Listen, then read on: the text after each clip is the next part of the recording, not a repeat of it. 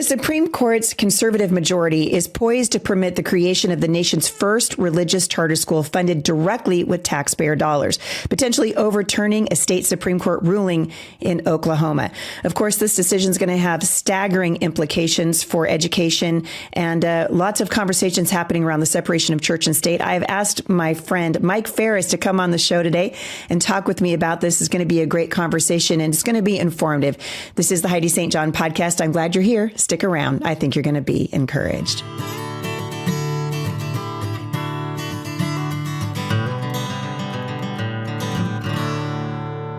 Well, thank you guys for tuning in. I am getting lots and lots and lots of questions and letters from you with regard to this ruling. And so I did the very best thing I knew how to do, which was to call my friend Mike Farris. You guys are familiar with him. He's joining me back here again today. My friend, thanks for coming on. I appreciate it. Well, it's great to be with you, Heidi. And yeah, I can talk about this case. I wrote an amicus brief for the Supreme Court on it. So sure, I know a little something about it. Yeah. Yeah, I love this because I texted Mike and I was like, hey, I sent him, an ABC headline. And I said, do you have any thoughts on this? And he said, yeah, I wrote a brief for it. And I was like, of course you did. Of course you wrote a brief for it.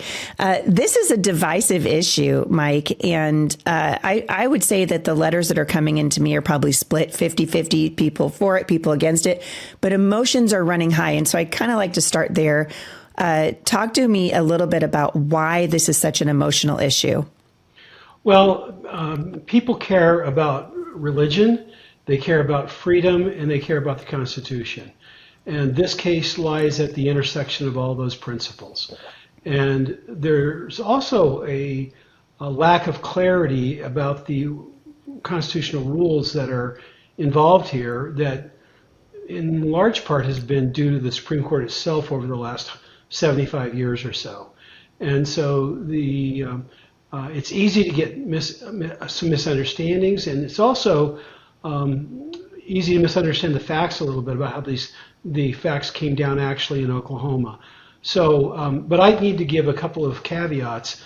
I've argued two cases in the Supreme Court. I get introduced at homeschool conferences having argued a number of cases in the Supreme Court, and it's true. Two is a number.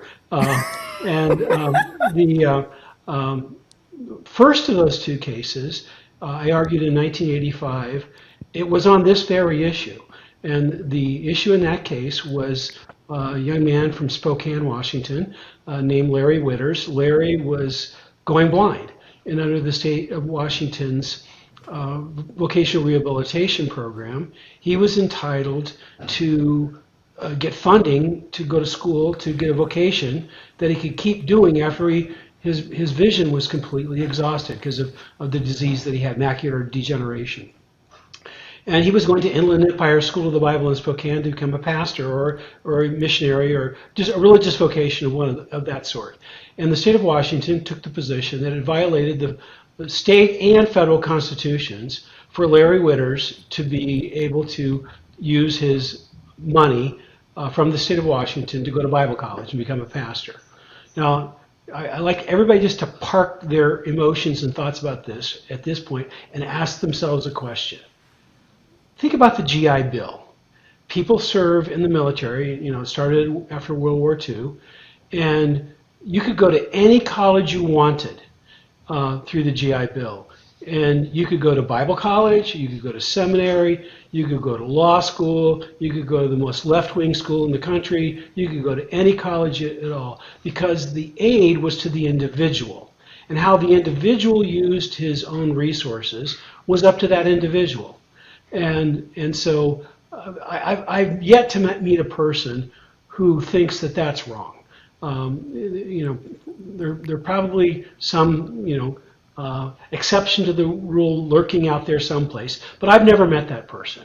And so what I argued to the Supreme Court in 1985, when I was 7 years old, was that this is just like the GI Bill.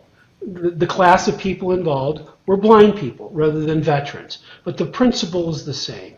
And the Supreme Court ruled 9-0 in my favor, that the Establishment Clause did not prohibit Larry from participating in this general broad program to aid the blind, even though he would use the money to go to Bible college and become a pastor. So So that's the background. And Can you, yeah. for those of us who never argued before the Supreme Court and never went to law school, tell us a little bit about what the Establishment Clause is, because this ruling out of Oklahoma, what they're saying is that this is a potential violation of the Establishment Clause, correct? Right. Yes. So what is the Establishment Clause? Well, there are two clauses in the First Amendment about religion. The first says there shall be no establishment of religion, which is, it gets the inaccurate nickname of separation of church and state. That's where it comes from, is we can't have an established religion. And so the second phrase in the First Amendment is the Free Exercise Clause, in which says the government can't interfere with your exercise of your religion. And so this case, the Oklahoma case, actually involves both clauses. And so the Oklahoma Supreme Court ruled that the Federal Establishment Clause prohibited a Catholic charter school from participating in this broad government program.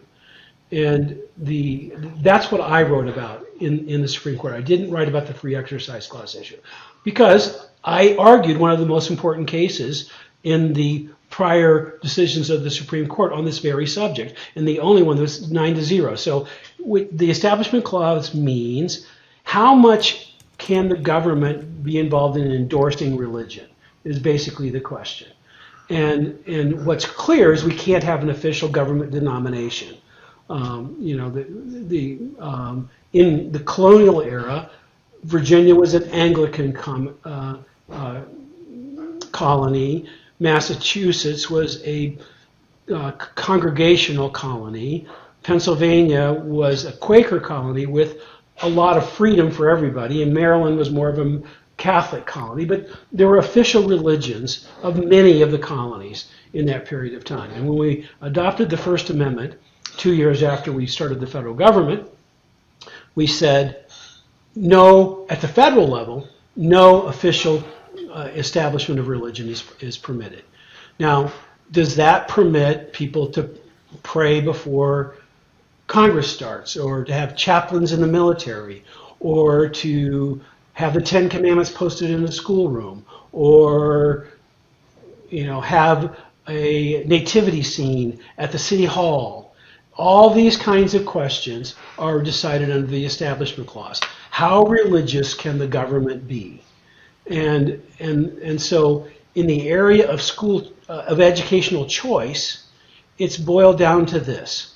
If the program is a general, broad program that's not aimed just at religious schools, but anybody can participate, any kind of school can participate, then it does not violate the Establishment Clause to include religious schools in this program. So if you think about how Oklahoma worked, Oklahoma started charter schools. They call them public schools, but they're not public schools. They're charter schools. They're run by private companies. They have to adhere to the state's curricular topics, but they don't have to use the state school books. They can use any books they want, and they have to teach math and science and history, just like homeschoolers. Homeschoolers don't ever have to use the state curriculum, but in every state that has a law, which is almost all of them, we have to teach the subject matters. We have to teach history. We have to teach science, and so on. We can do it any way we want. Well, that's the same rule in Oklahoma. These charter schools are privately owned secular schools. And so the question is, does it violate the Establishment Clause to let a religious group do the same thing that the secular groups are doing?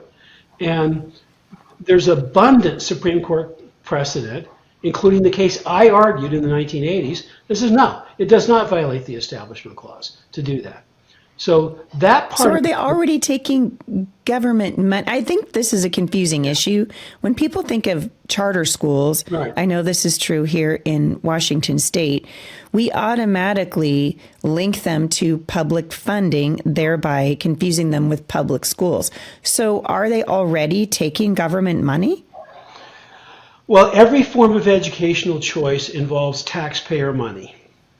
And so, I mean, if we want to get at a really philosophical level, my angst is, why do we have government schools? period. Why are we taking taxpayer money to teach a worldview that I don't agree with? Thomas Jefferson said in the Virginia Statute on Religious Liberty that it's sinful and tyrannical to force anyone to pay taxes for the propagation of opinions and beliefs he disbelieves and abhors.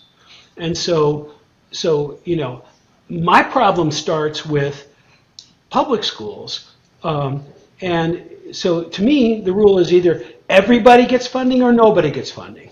It can't be one worldview gets funding and nothing else gets funding. Now, having said that, even if there was taxpayer money available, as far as I'm concerned, and as far as any institution I would be involved in, I wouldn't take it.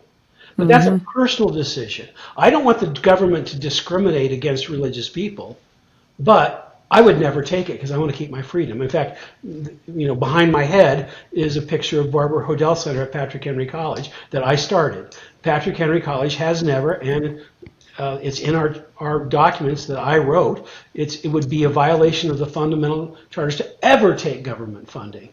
Yeah, Firmly Planted operates exactly the same way.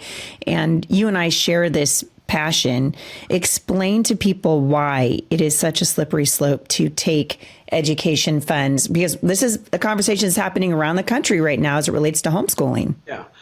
Well, if you take government funding that comes in a direct way, there's more of indirect funding.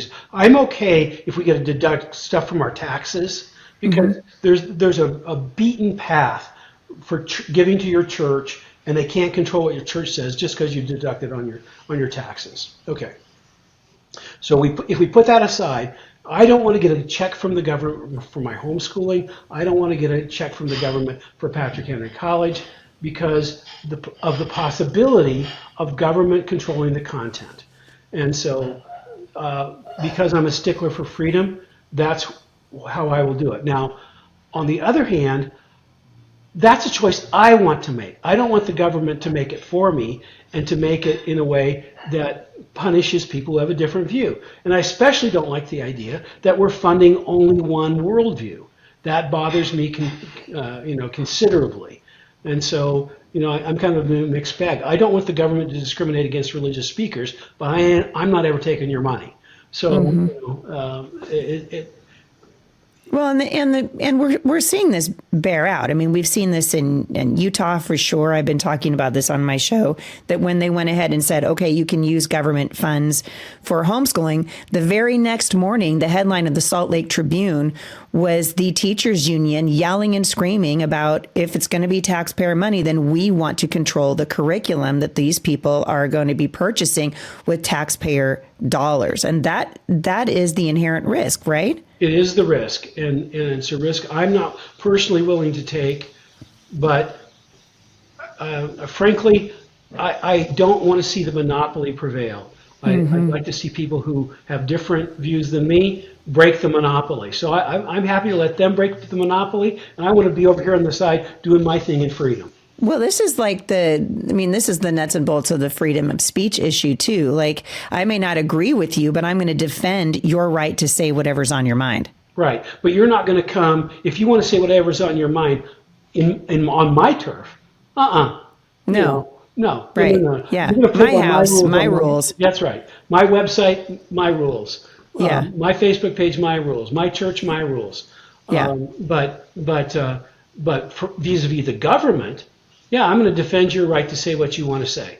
And so that line between protecting our own freedoms and making sure the government doesn't discriminate is an important tension and balance that is easy to confuse. And it's easy for people who have the views like I have, that I don't want to ever take the money myself. They get up in arms about any educational choice program because they don't think other people should take the money. Well, we're back to why the public schools take the money. Right. And maybe we need to be just doing a better job of educating, I think, particularly private schools, private Christian schools, and homeschooling families, why it's generally never a good idea to let the government, stick his nose underneath your tent, because they ain't never going to pull it out. Right. You guys know how passionate I am to see parents discipling their children in the Bible. And while it doesn't have to be complicated, it does have to be intentional. That's why I'm excited to introduce you guys to the Illuminate Bible series from my friends at Lifestone Ministries. This is a Bible curriculum that's designed to grow with your child from first grade all the way through high school. So whether your child is just starting to read or asking deeper questions about faith and culture, Illuminate meets them right where they are and helps them build a lasting relationship with Jesus. Each week, you'll walk through a simple 5-step approach. You'll look at a Bible story, check out the context around it, see how it connects to the rest of Scripture, study the theology behind it, and find out what it means for real life. It's designed for families, so you don't need 5 different books for 5 different kids. You can go through it together using workbooks tailored to the ages of your kids. So if you've been looking for a way to disciple your kids without adding more stress to your day, this is it. Check them out at lifestone.com/illuminate to learn more about this amazing homeschooling tool. I want to take a moment to say thank you to our sponsor today. Today's show is being sponsored in part by my friends at GiveSendGo. And it's a pretty amazing partnership because months ago, before I received my medical diagnosis, we had been hoping to partner with this amazing company. And I had no idea that I was going to be on the receiving end of a GiveSendGo campaign. But I can tell you it's been an incredible blessing for me. And I love what these guys are doing. They are really crowdfunding with a gospel message and sharing the light of Christ and helping us fulfill the mandate in Galatians 6:2, where we are really commanded to bear one another's burdens and in so doing fulfill the law of Christ. One of the things that's awesome about GiveSendGo is that they have a prayer team that you can join and pray for the campaigns that you see online. So even if you can't give right now, you can pray. There is power in your prayers, and I love what the Lord is doing through the platform at GiveSendGo. Check them out at GiveSendGo.com. I mean, there are things right now that colleges that get they don't get any of the regular government support, but their students can take federal student loans. Yes. There are accounting rules from the U.S. Department of Education that go with that really make it difficult for small colleges to succeed and prevail. And it's down to accounting rules. If you take those government funds, they just make it difficult on you. And that's not philosophical in orientation, but it is philosophical in the sense that it's bigger. It's easier for big to comply and smaller. So it's a diminishment, since most Christian colleges are small. There are a few exceptions to that, but most are small. It has an effect of a disproportionate application of Christian colleges to take those funds. So I don't want to say that those people are all wrong. I don't share their convictions. My convictions are I don't take government money. But I'm going to defend their It's right. a principle to you. It's a freedom issue. That's right. Yeah. That's right. Yeah, it boils it down. All right, so should the decision go forward, this could potentially then open the door for religious charter schools across the country then, which I think there are, 40, not every state, but like 45 states have charter schools right now. So this is a big deal. It's going to impact most of the country. Well, here's how it would actually work. So we have to get back into the details. The Oklahoma Constitution has an establishment clause just like the federal Constitution does. And if the Supreme Court, as I'm virtually certain will say, the U.S. Establishment Clause does not prohibit this church from participating in the charter school program. So then we go, well, the question is, well, does the Oklahoma Constitution prohibit it? And the answer to that can only be answered by the Oklahoma Supreme Court. The U.S. Supreme Court can't overturn that. So, and they've already answered it. They say, yes, our Oklahoma Constitution does prohibit them from participating in Oklahoma. And Washington State, by the way, has the same kind of constitution at the state level. And so, but that brings to the next question. Does the Oklahoma Constitution then violate the free exercise clause of the federal Constitution?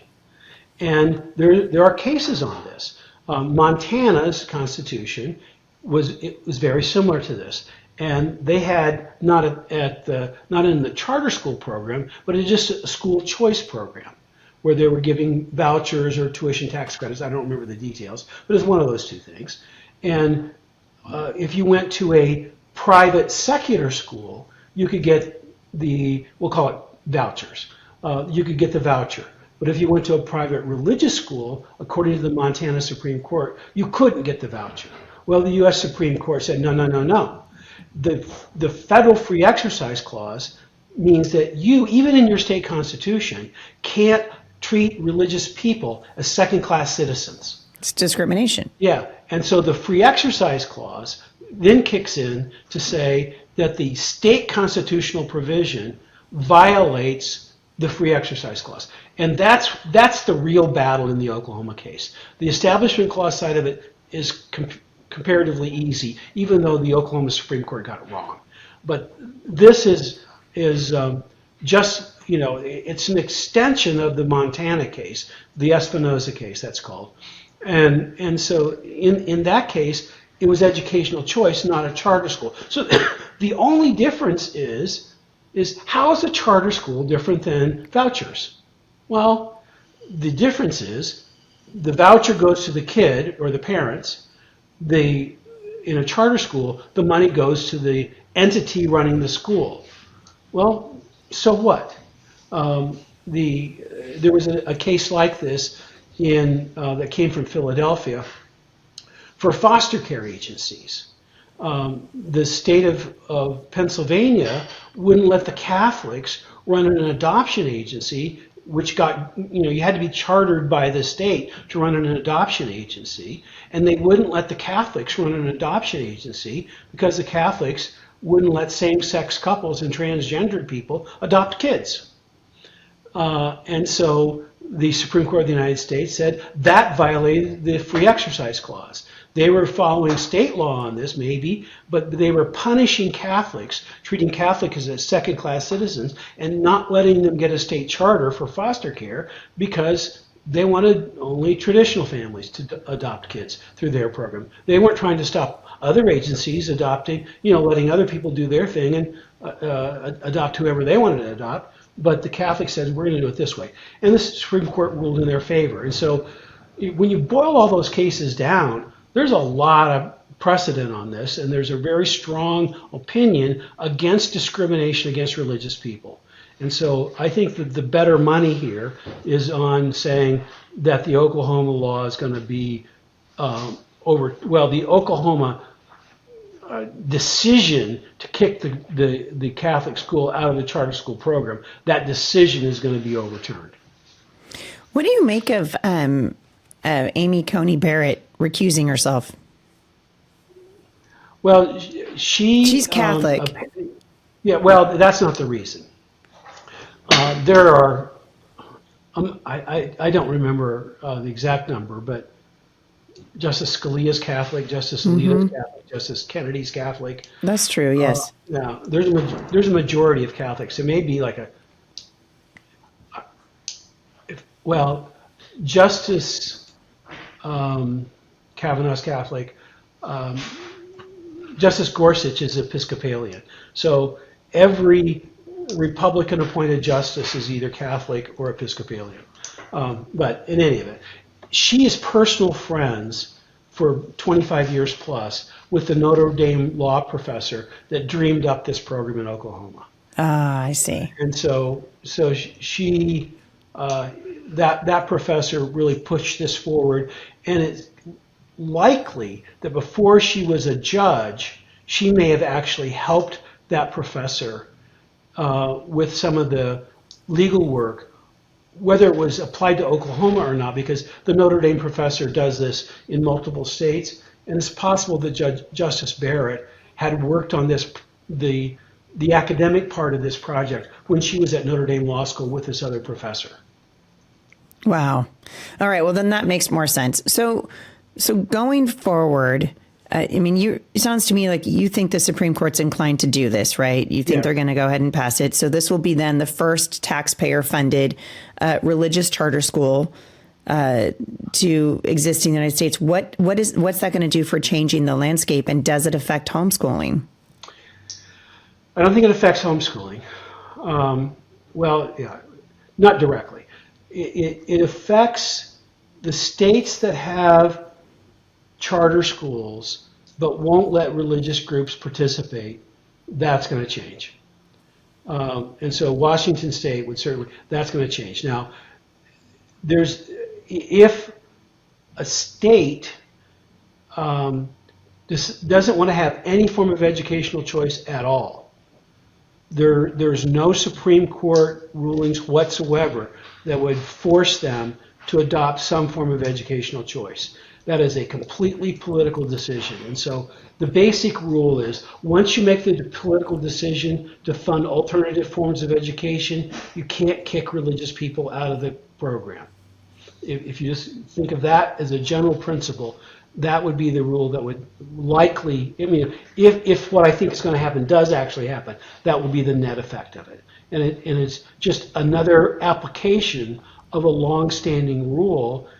I mean, that started, I mean, my case was the second case that held that rule. There was another case 2 years before that from Minnesota, Mueller versus Allen, it was about 1983. And so since 83, this rule has been in place. And so, you know, if you say this is the first time there's taxpayer money for a private religious charter school, that's true. But if you say this is the first time there's public money for a private religious school, you would not be correct. It's just the only difference is the word charter. And, you know, that doesn't really make a difference. It's just a label. You call them cantaloupe schools, and it doesn't make a difference. It's, you know, it's government money. It's anybody who wants to can open one of these schools if they meet certain objective criteria. And the question is, can you kick people out of that program if they're religious? Well, the correct answer is no. Mm-hmm. Yeah, because it's a freedom issue. Right. I think what I'm hearing, and I'm just, you know, looking through some of the comments that people are sending me, I think what's happening is that they're conflating this decision with vouchers, with all the school choice initiatives that we're talking about right now, things that actually do directly impact homeschooling, for example, or, you know, what's happening in Arizona, or what they're talking about here in Washington State with regard to vouchers. What is and I've you know, I feel the temperature rising. I think part of it is just a misunderstanding of what this means and the implication that it would have. Well, here's what this would mean in the homeschooling context. If a state, and as far as I know, no state does this.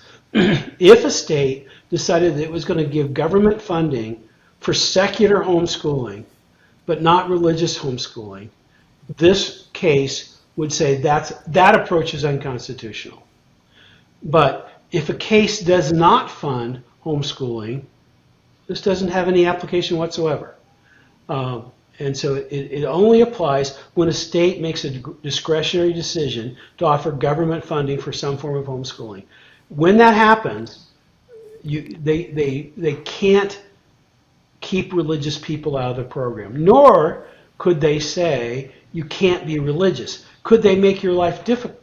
You know, even if you're allowed to be religious, could they say, well, now you've got to teach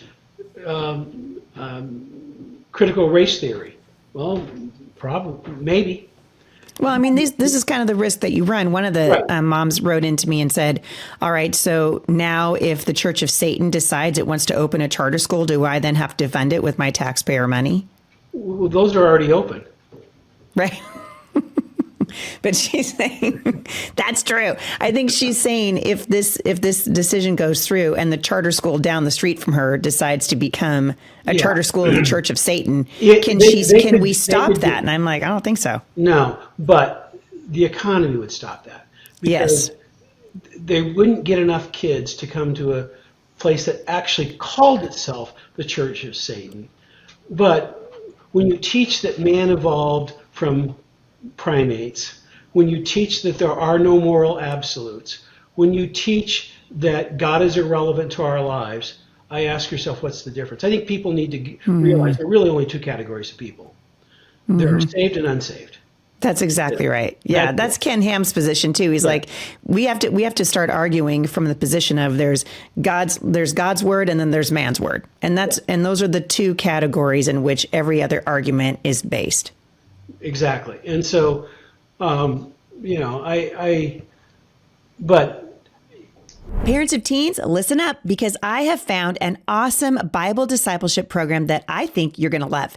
If you want your teens to own their faith instead of just regurgitating Bible facts, you need to know about RVL Discipleship, the curriculum. It's a powerful new curriculum that's been designed for homeschooled teens from our friends at Focus on the Family. Each lesson is taught by awesome Bible teacher Ray Vanderlyn. His semester-long course takes teens beyond fill-in-the-blank lessons to real-life application, helping them live out their faith with boldness and purpose. RVL curriculum is flexible, parent-friendly, and deeply engaging because it's been designed to spark real conversations about faith between you and your teens. Right now, you guys can get 2 free sample lessons at rvlcurriculum.com/HSJ, plus 10% off when you purchase the curriculum with code Heidi10. You guys, discipleship matters. Let's raise our kids to become lifelong disciples of Jesus. Go to rvlcurriculum.com/HSJ today.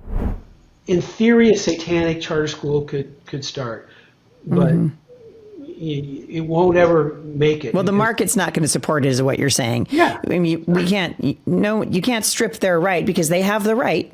Right. And, I mean, that's part of freedom. That's the dangerous liberty that we have. Yeah. And we have to exercise it wisely. What do you say?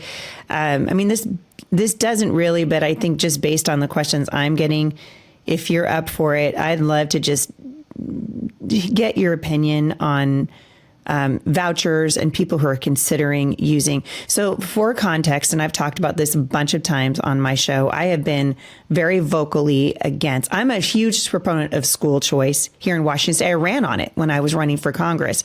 I love the backpack bills. I feel like if your kid's in the public school in Ridgefield and they find out, hey, they're teaching my kid that there's 400 genders and there's 15 boys with passes to the girls' locker room, well, then you should be able to pull your kid out of that public school and transfer them out of the district, and the money should follow the child.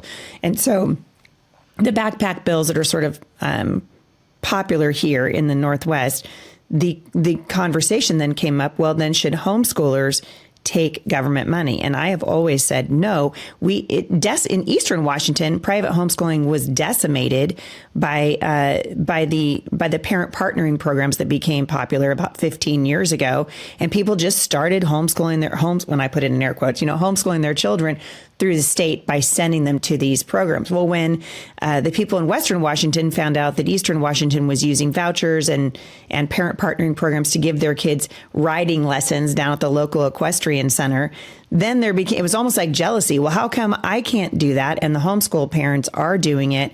And so the conversation here got really heated because it can go 1,000 different directions when we start injecting government money into private homeschooling. And I'm curious to know, I mean, I think I know personally, but I think it would be really beneficial for people to hear your take on this. Well, I'm going to give you a legal answer and a spiritual answer. Perfect. Which is another way of saying, I guess, a personal answer. My advice to you spiritually and personally is do not participate in such a program. I think it's better for you to maintain your freedom than to get the government program. The enrichment that you get from writing lessons isn't worth the sacrifice, potential sacrifice. I mean, to be very honest and accurate, it's a potential sacrifice of your freedom. And that's the sneaky thing about it. It probably won't sacrifice your freedom the first few months, maybe not the first few years, maybe not while you're homeschooling. But we're setting up a system that puts that potential in place.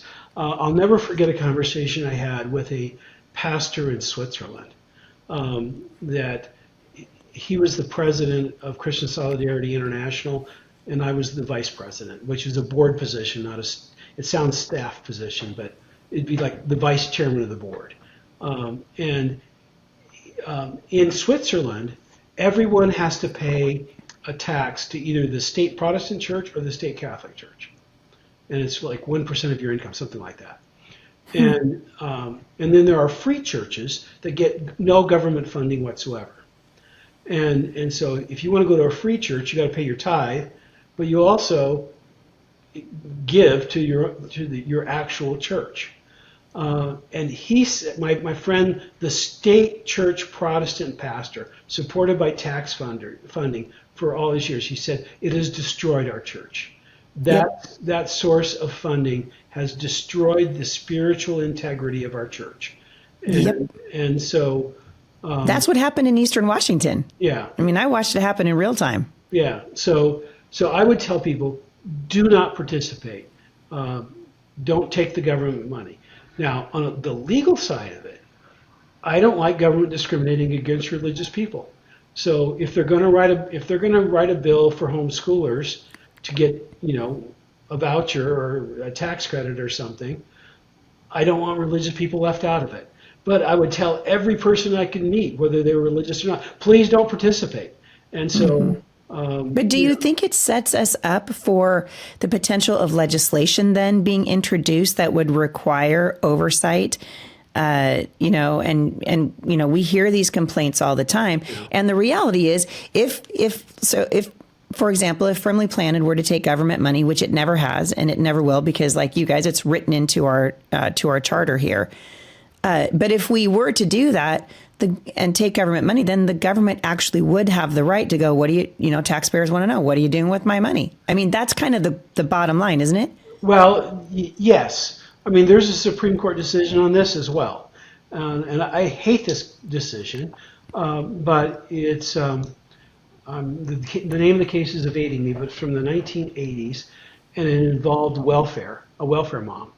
And the government wanted to do a home visit of a mom's house just because she got welfare, and the court split 5-4, and the 5 said the government has the right to come in and invade your house just because you take welfare, and I have seen so much abuse of the home visits and social workers coming in the homeschooling context that. But there you are. Supreme Court of the United States, 5-4, said if you take government welfare, the government workers can come in and inspect your house and see how their money's being used. Yeah, and that will always be the argument. Yeah, that'll be the argument. And I mean, the Fourth Amendment is a really pretty high level constitutional right. It's not like some schmucky right, like soldiers can't sleep in my house, Third Amendment or something. This is the Fourth Amendment is strictly enforced. What is the Fourth Amendment? Fourth Amendment. Everyone's scratching their head going, wait, I'm not as smart as Mike. What's the Fourth Amendment? The Fourth Amendment is searches and seizures. That you can have no unreasonable searches and seizures. And what that means is you can't come into somebody's house except for one of 3 reasons. One is I get the free and voluntary consent. The government gets the free and voluntary consent of the homeowner. That's one. 2, they've got a warrant from a judge issued showing that there's probable cause that they're going to find evidence of wrongdoing in that home if they go in and search. But they went to a judge and presented evidence. Or 3rd, they have a combination of probable cause plus an emergency that says there's no time to go get a warrant. Like if a person runs into a building while they're being chased by the police and starts firing at the police, well, you don't need to go get a warrant. You can go in and get the guy because you have probable cause to know there's a bad guy in there, and you can go in the house because there's an emergency in progress. So those are the 3 reasons, and that's it. And welfare checks in one of them, And so could they lawfully enter this woman's house just to see how the kids are doing? In fact, I argued a homeschool case on this very point in the Court of Appeals of North Carolina. And the judge said to me, one of the judges said, well, counsel, don't we need to go in and do a home visit in this family's house because we don't know what's going on? I said, Your Honor, it's true. We don't know what's going on in their house. And this judge was probably about my age at the time, and I had little kids at home at the time, in my 40s. And I said, and we don't know what's going on in your house, and we don't know what's going on in my house. And if we don't know is enough to get in people's houses, we can go in everybody's house. And so So I won part of that case with her. It was appealed to the Supreme Court of North Dakota, and we won everything in the Supreme Court of North Dakota. My later friend, Mark Martin, who's now the dean of a law school in North Carolina, was the Chief Justice at the time, and he wrote this terrific opinion saying, no, you can't go into somebody's house on the basis of we don't know what's going on. Yeah, Duh. So Duh. So that's, yeah, I mean, you run a real risk. And so I would, that's why, I don't like discrimination, but I would tell everybody I possibly can, don't participate. Say no. Don't let the, camel get his nose in the tent. And besides that, he has bad breath. And so it's for sure. Getting worse by the minute. Yeah. I think this is a really good reminder to us that, we should value freedom. I mean, we should be a freedom-loving people, and we should value freedom and also not live in fear. And I think a lot of the people that are watching these decisions come down, the money is enticing, right? Particularly when it comes to vouchers and, homeschool programs and all of those things. But really it comes down to, what do we want for future generations? I want for my grandchildren to be free. I want my daughters and my sons to be able to choose for their children whatever they deem is appropriate, and to bring our kids up in the nurture and admonition of the Lord without interference from the government. Right. And so we've always said to our kids, laying out that understanding. Also, they have a very healthy respect and a love for freedom because we've instilled that into our children. But part of what's happening right now is people don't know the history of the country. They don't understand the Constitution. And I want to just end today, because you've got such an awesome constitutional literary course that people can take. And you and I have talked about this before on the show, but I would love to see every freedom-loving American really understand the Constitution, the governing law that it's the most amazing government document ever drafted. And most people today don't know it. You've written a course about this. Anyway, talk to us about it, because anybody can get their hands on this, and I would love to see more people do it. Sure. It's called American Civics with Michael Farris, and they can buy it through your show. I mean, you're one of the people that have a relationship with my program, and so just go to your website and follow the links, and it's a 20. It's either 25 or 26 video episodes. 25-part series. Yeah, 25 parts, and so I teach kind of the basics of civics. I mean, one of the most boring things in the world is how does a bill become law? Well, that one is, I think I make it a lot more interesting. People who watch that got good feedback. Is how a real bill. I know you do, because Melissa did it with her daughter, and they loved it. I mean, you're a very gifted teacher, and you love this topic, and I think in that regard, just makes it really come to life. So, I told stories about how the Religious Freedom Restoration Act that was used by Hobby Lobby to win their case on not having to fund abortion funding in their health care program, they won that on a law that I helped write and got it through Congress, and I tell the story of that law. So that's how you learn how a bill becomes law, is, we look at this real bill, and I tell the stories of the people and all that. So that's what it's about. And so there's video courses, and then there is written materials that go with it. The written materials are all online, so there's reading materials, there's tests, there's quizzes, there's the whole thing. So you can either buy just the videos if you want to, or you can buy the videos plus the written materials, and of course there's different prices for the different components, and people who go through you, part of that money helps your program, and so I would encourage them to buy it through you. Well, and I'm such a super fan of you and the work that you do. And I love your love for this country. And last time you were here, I told you I'm the girl that cries at the national anthem. I still do. I think this country is worth celebrating. It's worth understanding. And certainly we've seen tremendous, losses in the last several years under Joe Biden when it comes to the Constitution. I mean, it's easy for people to have their rights taken away when they don't know that they have them in the first place, right? Indeed, yeah. Yeah. When we stand up as citizens, we make it more difficult for the government to run over us. I mean, I did a podcast on parental rights the other day, and they ended it by asking me, "What's my advice about the parents?" And we talk about rights, rights, rights. My answer was, "Be a parent. Make decisions for your kids. Make good educational decisions. Don't defer your important decisions to anybody else. Actually employ your rights as parents to make good decisions for your kids about all kinds of things, and engage with them well." The basic civics program, I'm not teaching it to train people to have passive information.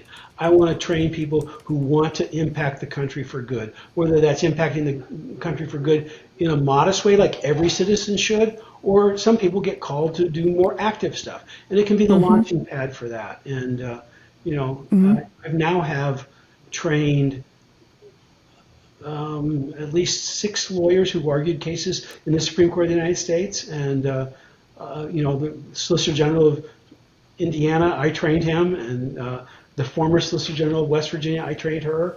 And so, some people that I've trained go on to really big stuff. And one's in Congress right now from Colorado. Amazing.